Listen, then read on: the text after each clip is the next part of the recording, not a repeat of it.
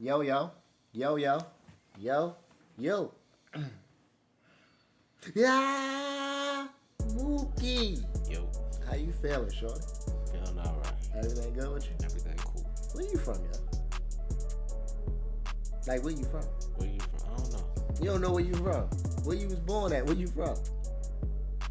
I'm trying to figure out what's the angle to this question. What you mean? Where you Because from? you know where I'm from. I don't know where you from. From West Baltimore City, born in West Baltimore City. If y'all new to the channel, don't forget to like, comment, and subscribe. We got Mr. Home of the Wire right here. You Yes, feel sir. me? I'm from Dominican Republic, y'all. You feel me? Nah. Goofballville.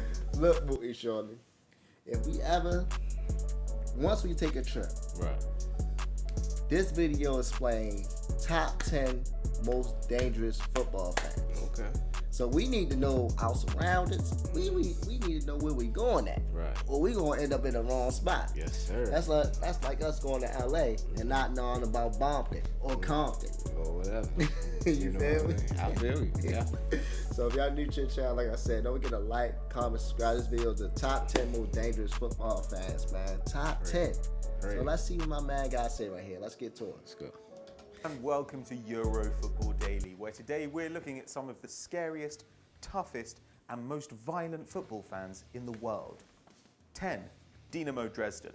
Despite spending time in Germany's second and third tiers, they still regularly draw audiences of 27,000 people, Jeez. more than 10,000 more than the average attendance of the English Championship. Dresden fans managed to maintain a wide range of rivalries, with Berliner Dynamo a particular enemy, along with the clubs of nearby city Leipzig. And in 2016, this local hatred reared its head again, as Dinamo faced off against Red Bull Leipzig in the German Cup. With Red Bull already unpopular for their huge spending and corporate sponsorship, Dresden fans made their feelings clear when they threw the severed head of a cow onto the pitch. And to cap the insult, Dresden won the game on penalties.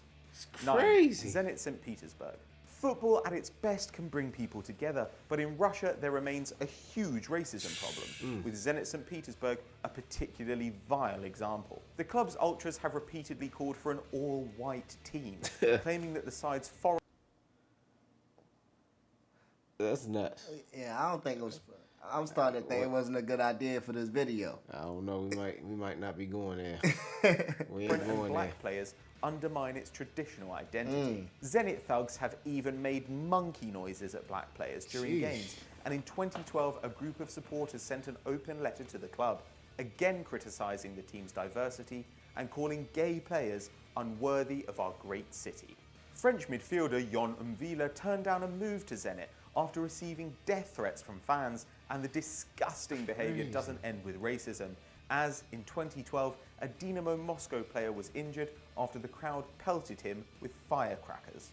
8 and 7, Boca Juniors and River Plate.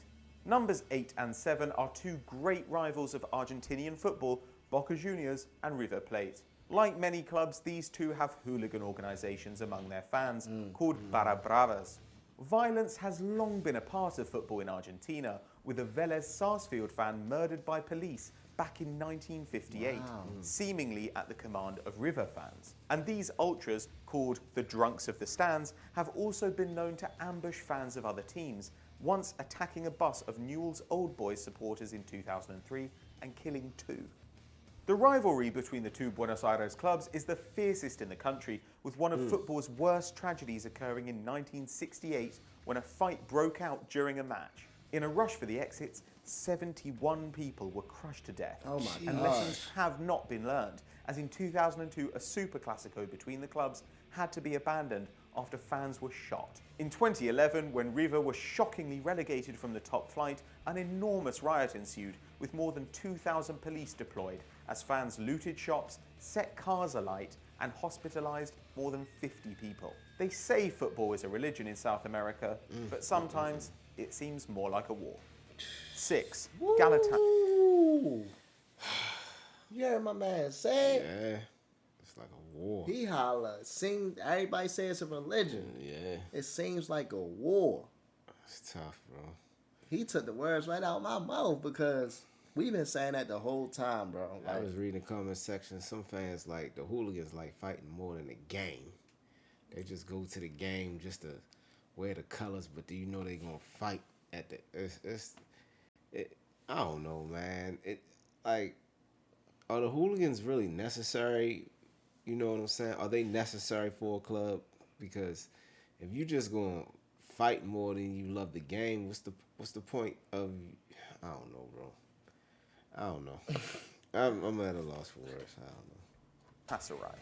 The sign said "Welcome to Hell" when Manchester United touched down in Istanbul back in 1993, and Galatasaray fans were true to their word. The match was bookended by mayhem on the streets, and the police were complicit too, beating many innocent fans and throwing more than 150 in jail. Hold on. As well as This is my question. Go ahead, bro. Because I think I know what I want to say. All right. Before you get to that, my question is, the person that run these football leagues, Right. you feel me? The top head, like, you feel me?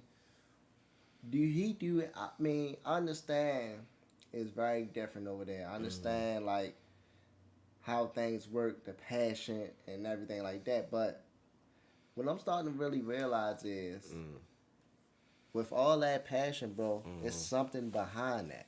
You feel me? They not that passionate just for no reason. Yeah. It got to be.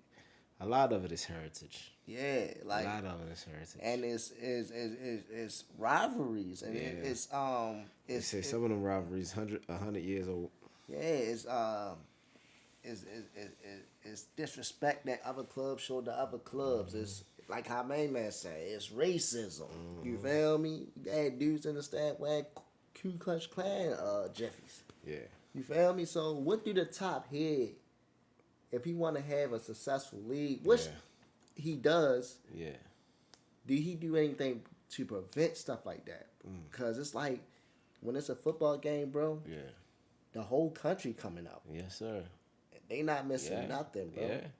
Yeah. These firms and everything. Like, what you was about to say? I'm about to say, when it comes down to the hooligans and things like racism, don't y'all just want to win?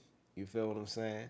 And if you, and I'm thinking, if you fight during the game or, you know, throwing things on the field during the game, that just, to me, it delays that process. Yeah. Me as a Laker fan, I want to win. Now, I'm not excited about the Lakers.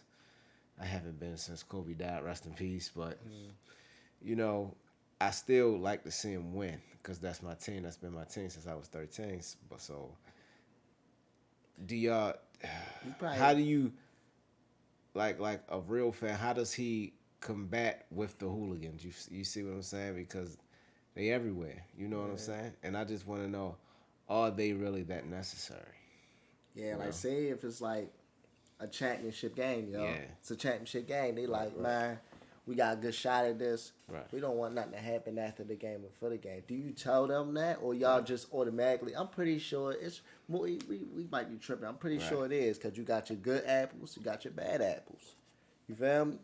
Right. So, yeah, that's they questions that we really want to know about. Yeah, you got your good apples and then another thing, we gotta come over there. We coming over there one day. One day. We coming over there, so we just want to make sure that we end up in the right position, the right spots, that we ain't in danger in certain areas and stuff like that. Because we can be honest with y'all. Now I get, you know, the ultras and all of that type of stuff. Oh yeah, that's just the firms and the ultras. They just fans. Right. But the hooligans are something different. Yeah, they different. So yeah.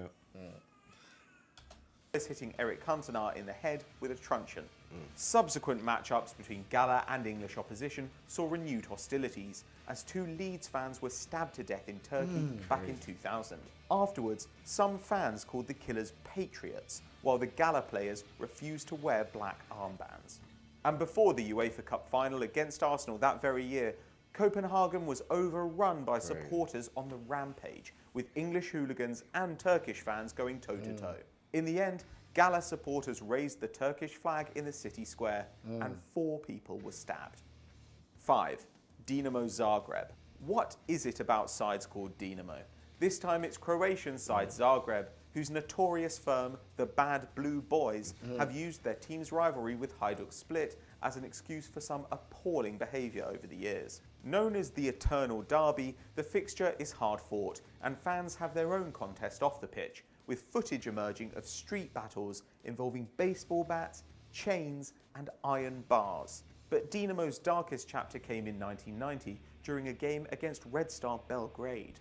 Croatia's move towards independence from Yugoslavia had heightened ethnic tensions, and Red Star fans chanted "Zagreb is Serbian" as they attacked Dinamo supporters with knives and chairs. Even the players got involved, the great Zvonimir Boban becoming a Croatian icon when he kicked a policeman who was fighting a Dinamo fan. 4. Lazio. Lazio has long been associated with fascism and racism, and it hasn't been helped by famous Laziali like Paolo Di Canio, who infamously made a fascist salute at the Stadio Olimpico and publicly praised former Italian dictator Benito Mussolini. Clubs with historically left-wing fan bases like Livorno and Roma have been the target of particular abuse. In the late 90s, banners were displayed with insults to black players and Holocaust taunts aimed at Jewish supporters. In 2012, that anti-Semitism went further still, as Tottenham fans were stabbed by neo-Nazi thugs in the run-up to a Europa League fixture. While the club has been infiltrated by right-wing extremists, the problems are not limited to a few bad apples. As recently as 2015, Lazio fans made monkey noises at Napoli's Kalidou Koulibaly, and Napoli's ultras responded by wearing masks of the player's face to show solidarity with their star defender. 3. Wisla Krakow. That was cool. The supporters of Polish outfit Wisla Krakow have waged what they call a holy war against local rivals KS Cracovia for 110 years now. The long history of violence in Poland earned Krakow the nickname the City of Knives, and infamously Parma's Dino Baggio was hit in the head by a blade thrown from the crowd back in 1993. Altercations between the Krakow clubs started as far back as the 1940s, when the football field became a battleground, and in recent years matters have worsened. Look at that, bro. That's a lot, bro. The football field became a battleground. Yeah. You just going to see the game, and you know you relax. You happy to see the game. You you singing and with your fans. The ultra is popping, and then things just pop off. You like, oh Lord, why did I wake up today? Bro, I should have went to work today. That's what. Imagine we just we travel one time and we just go there. We don't know nothing about no ultras, no hooligans, none of that. And everybody like, hey man, our football games is one of the biggest games in the country, man. You should go. Yeah, you should go. And you come and see that. and you can't get out. You can't get out. Start nudging they start when we watch some ultras, bro. They start in the like the parking lot. Yeah. So you try to get to the game. You just hear people jumping. They playing the drums. They marching with the flag. You see the flag pop up. Like, what was that? Time to get out. How they bring these in here? Somebody asks you where you from. What's the first thing you say? Out my mama. That's the first thing I'm gonna say. Where you from? I'm from out my mama. Oh, yo, you stupid, yo. With 8 people murdered in football-related street fights between 2004 and 2006. However, the rivalry did see one period of ceasefire when police brutality in 1990 prompted the two sets of fans to put aside their differences and fight a common enemy. The Soviet embassy was vandalized and football fans ruled the city for just a few hours. 2. Ferencvaros. The club of all-time greats like Laszlo Kubala and Sandor Kocsis, Hungary's Ferencvaros have seen their reputation decline since the golden age of the 1950s, when Hungary dominated club and international football. In the modern era, Ferencvaros thugs have fought Millwall fans and were forced to play a game in Malta behind closed doors after crowd trouble. Even the club's players are not safe, with the end of the 2002-2003 season seeing several games played in an empty stadium after supporters tried to attack their own team. Racism is common among the club's hardcore factions, and Ferencvaros have repeatedly been fined for chants and projectiles directed at players. Meanwhile, their rivalry with Ujpest has led to police intervention and the use of tear gas on multiple occasions. 1. AlMasri.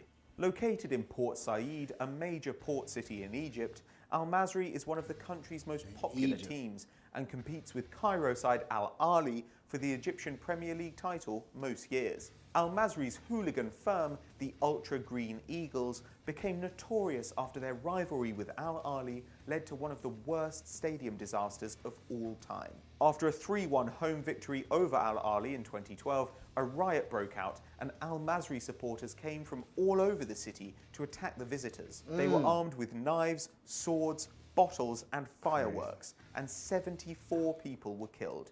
74 people, bro. That's, you just trying to go to the game, bro. That's the thing I'm talking about. I just want to go to the game. I don't want to die going to the game, man, like that. Yo, that's more than a ride in a jail. Yeah, it's nuts. 74 people? Died. And they probably was just going to the game. Some of them. Now, they got some bad apples, but some of them was just going to the game. That was crazy, though, That's bro. crazy.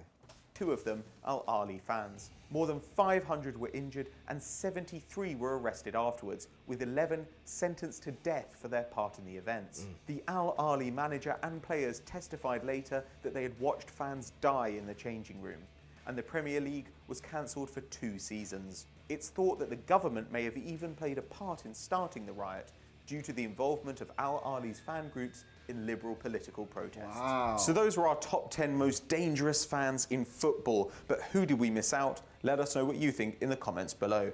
Now, if you enjoyed this video, don't forget to check out last week's video. That was on 10 players who never quite fulfilled their potential. And as ever, guys, don't forget to like and subscribe.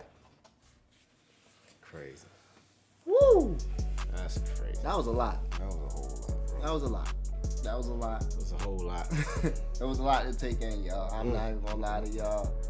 Man, the history of these things is absolutely crazy, yo. It just makes you think a lot and just wonder. Cause I don't even think nothing like that happening. Nothing never like that ever happened in the NBA or NFL or anything like that. That 74 people got killed, and I don't even think Not even at the Malice at the Palace. they just was scrapping. Yeah, they were just fighting. Like, not one person got killed. Mm-hmm. My thing would be, bro, but he said the president was in on it too, bro. It's crazy. How that happened. What else you guys say, bro? I'm lost for words. Right now, I'm lost for words myself, but you know, like they said, what they say in the comment section, if you're not one of us, you'll never understand. Facts. So, I've never been in any ultra, any firm, any hooligan. I just don't understand, like, the violence of it. Like, the violence of it gets really, really out of hand. So, when I just want to watch the game, root for my team. You know what I'm saying? So, I mean, we not gonna lie, of course, we don't fully understand, but maybe y'all can just share some light to us in the comment section. Just, you feel me? I want y'all to be like more so, when y'all comment, explain in a way that, I'm gonna say that of course we can understand, but in a genuine way to where it's though, break it down. Yeah. Don't just be like, yo, you don't understand, you don't do this, you don't do that. Like, break it down. Let us know, why wouldn't we understand? Mm-hmm. You feel me? So yeah, man, this was a very interesting video. Yes, sir. We gained out knowledge of these overseas football, just everything overseas, bro. And bro, I love learning about y'all cultures, y'all countries, everything that We just coming, baby. We coming. Facts. So if y'all new to this channel, don't forget to like, comment, subscribe. I'm Nick Dunson. And I'm Mookie Dunson. And we out, baby. 1.